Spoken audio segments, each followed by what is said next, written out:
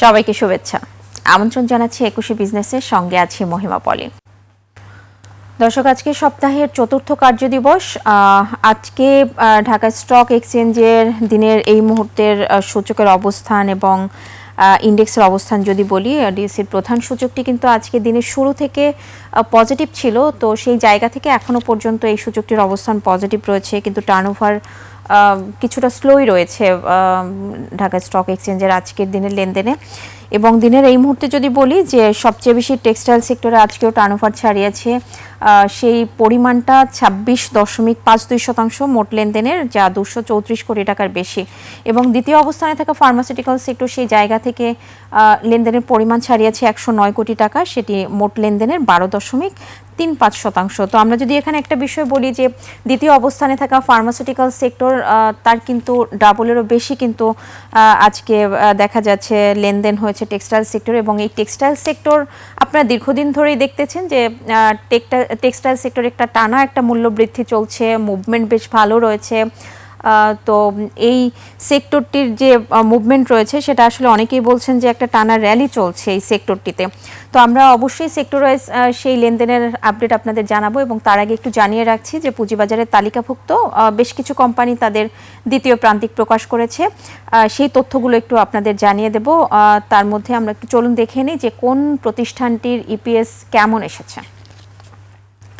আপনারা দেখতে পাচ্ছেন যে ইউনিলিভার কনজিউমার, এই প্রতিষ্ঠানটির দ্বিতীয় প্রান্তিক ২০২৬-এ ইপিএস হয়েছে, অর্থাৎ আর্নিং পার শেয়ার হচ্ছে ১০.৩৩ টাকা, যেখানে গত বছরের একই সময়ে ছিল ১৯.৭৮ টাকা। এবং আপনারা দেখছেন উত্তরা ব্যাংকের অবস্থান দেখতে পাচ্ছেন, ১.১৭ টাকা ইপিএস এসেছে, সেখানে গত বছরের একই সময় ছিল ৪৭ পয়সা।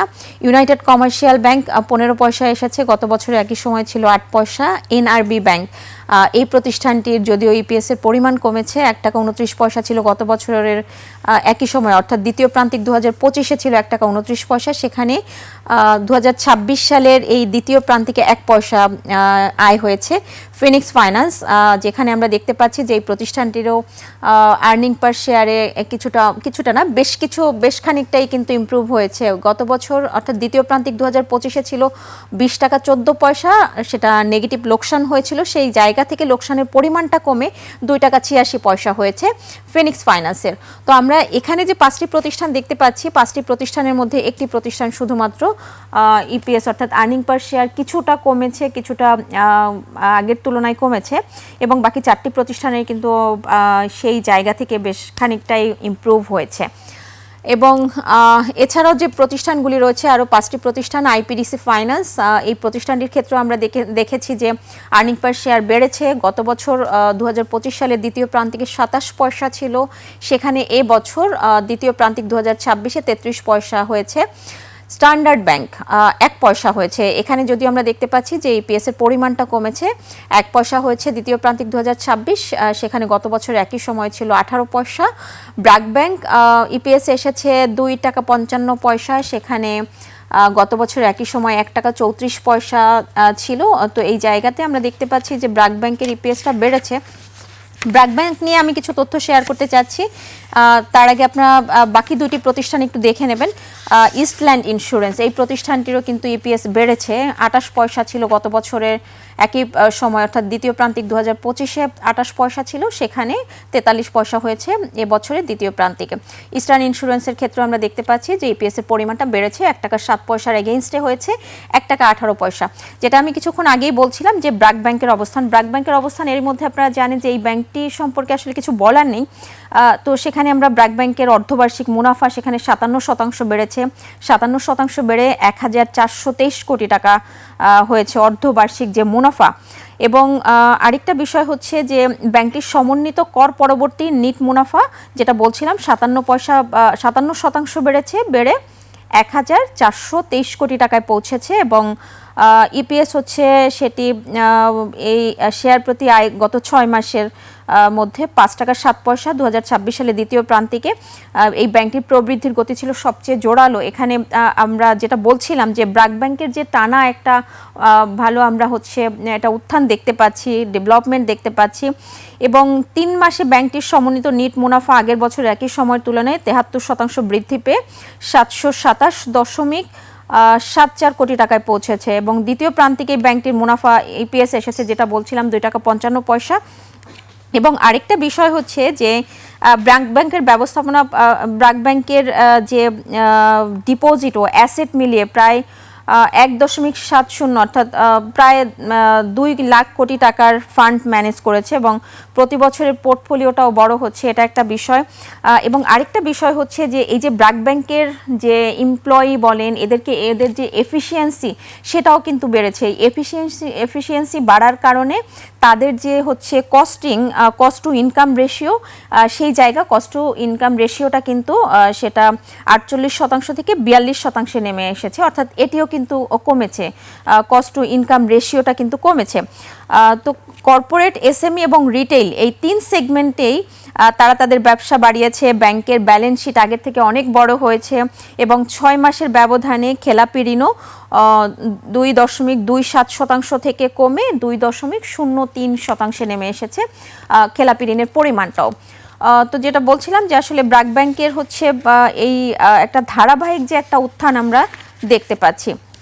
তো দর্শক, আমরা যদি ঢাকা স্টক এক্সচেঞ্জের এই মুহূর্তে লেনদেনের চিত্রটা একটু দেখে নেই, সূচকের অবস্থান এবং লেনদেন হওয়া প্রতিষ্ঠানগুলোর মধ্যে কয়টি প্রতিষ্ঠানের শেয়ারের দর বেড়েছে, কয়টি প্রতিষ্ঠানের শেয়ারের দর হারিয়েছে সেই চিত্রটা দেখে নিব এবং এখনো পর্যন্ত লেনদেনের পরিমাণটাই কেমন রয়েছে দেখে নিব। আপনারা দেখছেন যে 16 পয়েন্ট পজিটিভ রয়েছে ডিএসসির প্রধান সূচক, 5,916 পয়েন্ট এই সূচকের অবস্থান রয়েছে। এবং লেনদেন হওয়া প্রতিষ্ঠানগুলোর মধ্যে দিনের এই মুহূর্তে আমরা যেটা দেখতে পাচ্ছি, এই মুহূর্তে দর বাড়ানো এবং দর হারানোর মধ্যে খুব একটা পার্থক্য নেই, অর্থাৎ 165টি প্রতিষ্ঠানের দর বেড়েছে, সেখানে দর হারানোর সংখ্যা দেখছেন 164টি, অপরিবর্তিত প্রতিষ্ঠানের সংখ্যা 62টি। এবং টার্নওভারের পরিমাণটা যদি একটু দেখে নিই, 952 কোটি টাকা, 952 কোটি 94 লাখ টাকা লেনদেনের মধ্য দিয়ে লেনদেন চলছে দিনের এই মুহূর্তে। তো সেই জায়গা থেকে আমরা এই মুহূর্তে বলতে পারি যে লেনদেনের গতি বেশ খারাপ নেই, লেনদেনের গতিটা বেশ ভালোই রয়েছে এবং এই অনুযায়ী লেনদেন হলে আজকেও কিন্তু হয়তো 1200 কোটি টাকার উপরে হয়তো লেনদেনের পরিমাণ ছাড়িয়ে যাবে ঢাকা স্টক এক্সচেঞ্জে। তো টপ 10 এর তালিকায় যে প্রতিষ্ঠানগুলি আজকে রয়েছে দিনের এই মুহূর্তে, আর্গন ডেনিমের অবস্থান রয়েছে প্রথমেই, 30 কোটি 36 লাখ টাকা লেনদেন হয়েছে এখনো পর্যন্ত, 25 টাকা 50 পয়সা হাত বদল হচ্ছে। পরবর্তীতে ডোমিনেস স্টিল রয়েছে 23 কোটি 40 লাখ টাকার মতো লেনদেন হয়ে দ্বিতীয় অবস্থান দখল করে রয়েছে এবং ব্যাডবিসির অবস্থান দেখতে পাচ্ছি আমরা তৃতীয়তে রয়েছে, 21 কোটি 77 লাখ টাকা লেনদেন হয়েছে এবং ব্যাডবিসি এবং টানা 3 কার্যদিবস ধরে কিন্তু আমরা এই প্রতিষ্ঠানটিকে দেখতে পাচ্ছি দীর্ঘদিন পরে টপ ট্রেডের তালিকায় রয়েছে, অর্থাৎ সবচেয়ে বেশি হাতবদল হচ্ছে এবং সবচেয়ে বেশি টার্নওভার ছাড়ানোর যে তালিকাটা রয়েছে টপ ট্রেডের তালিকা, সেই জায়গাতে কিন্তু এই প্রতিষ্ঠানটির অবস্থান আমরা দীর্ঘদিন পরেই দেখতে পাচ্ছি। এই মুহূর্তে প্রতিটি শেয়ার হাতবদল হচ্ছে 254 টাকা 10 পয়সায়। সাইহাম টেক্সটাইল 19 কোটি 16 লাখ টাকা লেনদেন হয়েছে এখনো পর্যন্ত, 23 টাকা 20 পয়সায় হাতবদল হচ্ছে। একমি পেস্টিসাইডস 18 কোটি 94 লাখ টাকা, প্রায় 19 কোটি টাকার মতো লেনদেন করে এই তালিকায় পঞ্চম অবস্থান জায়গা দখল করে রয়েছে, 24 টাকা 30 পয়সায় হাতবদল হচ্ছে। তো টপ গেইনার্সের তালিকাটা যদি একটু দেখে নেই, এই মুহূর্তে শতাংশের দিক থেকে কোন প্রতিষ্ঠানগুলো বেড়েছে তাদের মধ্যে প্রথম 5টি প্রতিষ্ঠানের অবস্থান দেখে নিব। ইউনাইটেড ইন্স্যুরেন্স রয়েছে আজকে প্রথমেই, ইউনাইটেড ইন্স্যুরেন্স দর বেড়েছে 9.96 এবং আমরা দেখতে পাচ্ছি সেটা কিন্তু সর্বোচ্চ দর বাড়ানোর জায়গাতেই রয়েছে, অর্থাৎ সার্কিট ব্রেকার খুব কাছাকাছি রয়েছে। সাইহাম টেক্সটাইল একই অবস্থান রয়েছে, এই প্রতিষ্ঠানটির ক্ষেত্রেও 9.95% দর বেড়েছে। আর্গন ডেনিম 9.91% দর বেড়েছে এবং প্রাইম ইন্স্যুরেন্স এই প্রতিষ্ঠানটিকে আমরা দেখতে পাচ্ছি 9.72% দর বেড়েছে। সোনারগাঁও টেক্সটাইলকে দেখা যাচ্ছে পঞ্চম অবস্থানে রয়েছে, 9.40% দর বেড়েছে এবং এই 5টি প্রতিষ্ঠানে কিন্তু আমরা দেখতে পাচ্ছি যে 9.5%, শুধু একটি প্রতিষ্ঠান 9.5% কাছাকাছি দর বেড়েছে এবং বাকি সবগুলো প্রতিষ্ঠান কিন্তু প্রায় 10% কাছাকাছি কিন্তু দর বেড়েই লেনদেন হচ্ছে আজকে দিনের এই মুহূর্তে। তো টপ লুজার্সের তালিকায় থাকা প্রতিষ্ঠানগুলোর নাম দেখে নিব। জনতা ব্যাংক ফার্স্ট মিউচুয়াল ফান্ড 4.88% দর হারিয়ে প্রথম অবস্থানে রয়েছে এবং দ্বিতীয় অবস্থানে এনআরবি ব্যাংক রয়েছে 4.35% দর হারিয়েছে। NCC bank first mutual fund এই প্রতিষ্ঠানটিও দেখা যাচ্ছে 4.05% দর হারিয়েছে। বেক্সিমকো লিমিটেড 3.95% দর হারিয়ে আজকে চতুর্থ অবস্থানে রয়েছে এবং জিল বাংলা 3.70% দর হারিয়েছে এবং জিল বাংলা আমরা দেখতে পাচ্ছি এই মুহূর্তে লেনদেন হচ্ছে 208 টাকায় প্রতি শেয়ার হাত বদল হচ্ছে। তো দর্শক, আপনারা দেখছিলেন ঢাকা স্টক এক্সচেঞ্জের এই মুহূর্তের লেনদেনের সর্বশেষ চিত্র। নিচ্ছে একটা বিরতি, ফিরছি একটু পরেই, সাথেই থাকুন।